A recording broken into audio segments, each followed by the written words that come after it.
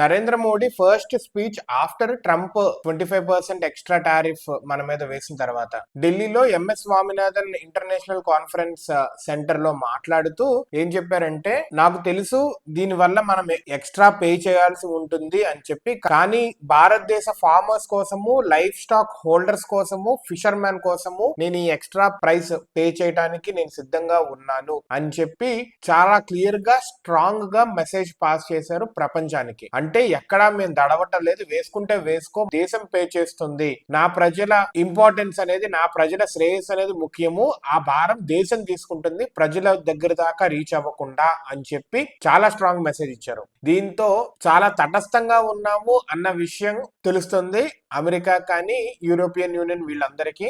భారతదేశ వైఖరి ఎలా మారిందో చూడండి. భయపడే దగ్గర నుంచి భయపెట్టేలాగా, ఏమన్నా దెబ్బ వేసినా తిరిగి దెబ్బ వేసేలాగా, కొన్ని చోట్ల ఎక్కడైతే కుదరదో అక్కడ ఆ ఎఫెక్ట్ ప్రజల మీద పడకుండా దేశమే మోసేలాగా తయారైంది. This is a very strong sign. భారతదేశము చాలా సిగ్నిఫికెంట్ గా మిగతా దేశాలకి ఒక ఆదర్శప్రాయంగా తయారవుతుంది ఇప్పుడైతే. That is really great. America దీన్ని ఎలా తీసుకుంటుందో చూడాలి. ఎలాగ తీసుకుంటున్నారని చెప్పి మళ్ళీ ఎక్కువ టారిఫ్స్ వేస్తే మొదటికే మోసం వస్తుంది అమెరికాకి.